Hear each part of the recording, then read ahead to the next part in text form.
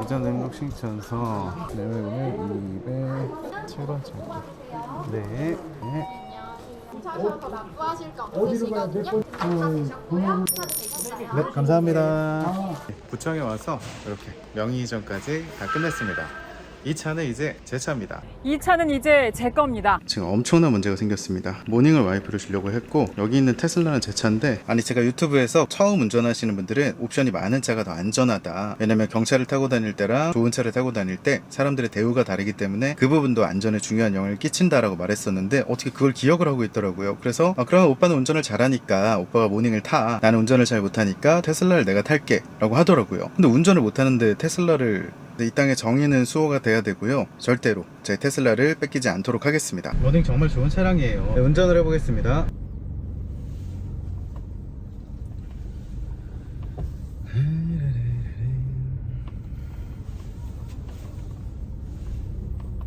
네, 일단 하부에서 잡소리나 이런 따로 나쁜 느낌이 들지는 않는다는 게 현재 이 차가 가지고 있는 가장 큰 장점이고요. 브레이크 밟았을 때 멈추는 것도 괜찮기 때문에 패드나 이런 부분들도 일단 주행했을 때 느낌은 정상적으로 느껴져요. 제가 출근하는 사무실 길까지 한 30분 정도가 소요될 건데, 그 30분 동안 조금 집중해서 문제가 뭐가 있는지를 좀 진단을 한번 해볼게요. 제가 구입하는 영상이 먼저 올라갈 거고, 그 다음에 이 영상이 올라가게 될 건데, 그때는 사실 아파트 단지 안에서 뭔가 굉장히 많은 것들을 확인해 보기는 좀 어려움이 있단 말이에요. 차 상태, 그리고 사고 상태, 그리고 키로수 상태, 이런 부분들이 일단 마음에 들었기 때문에 이 가격이면 문제가 있어도 내가 수용하겠다, 내가 문제 있으면 고칠 거 고쳐서 뭐 예를 들어서 투자 비용이 한 350만원 정도 되더라도 그래도 괜찮은 것 같다 라는 생각이 들었기 때문에 구매를 한 거고요. 당근에서 중고차 구매를 잘 하는 법을 우리가 지금 열심히 알아보려고 이 영상을 보시는 거잖아요.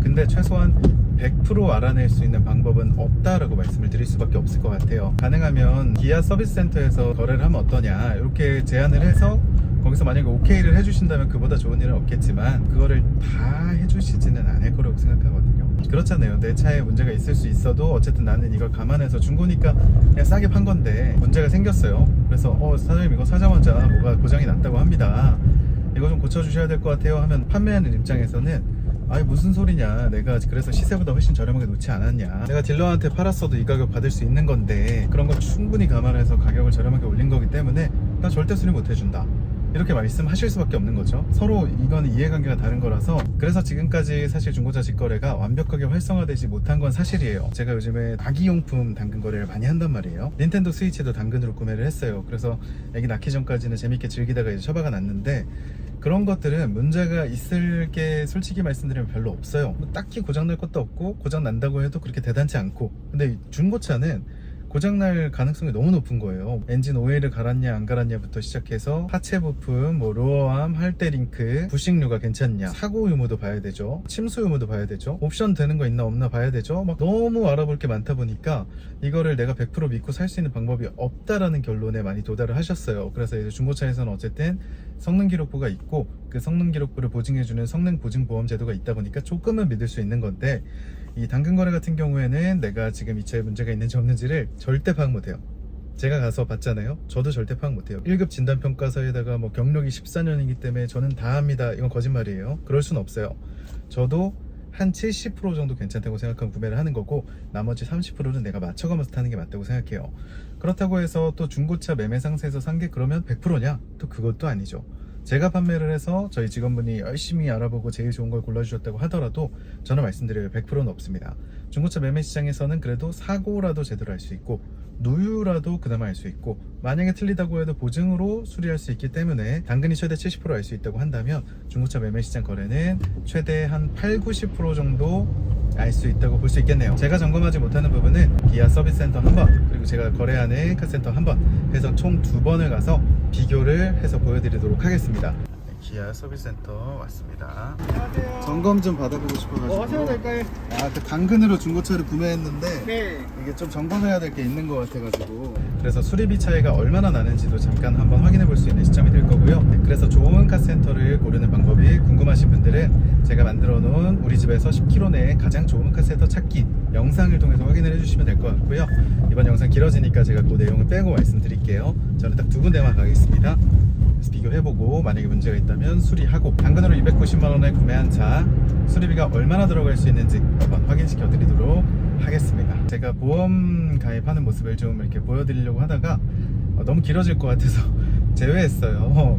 왜냐면 이제 보험에 대해서는 또 저보다 잘 설명해 주실 분이 또 유튜브에 많을 것 같아서 저는 삼성화재 다이렉트 보험으로 가입을 했고요. 제가 넣을 수 있는 모든 보험을 빵빵하게 다 넣습니다. 왜냐면 처음 운전하는 차는 어떤 문제가 있을지, 또 내가 익숙하지 않을지 그런 부분이 명확하지 않기 때문에 반드시 처음 구매하시는 분들은 보험을 빵빵하게 넣으시는 걸 추천을 드리고요. 그러면서 내가 만약에 익숙해졌고 이 차가 확실하게 괜찮다라는 결론에 도달하셨을 때 보험을 하나씩 빼시든 마시든 그건 자유입니다. 하지만 언제나 보험 누리를 지켜주는 거기 때문에 그 비용을 저는 절대 아껴서는 안 된다고 생각이 들어요.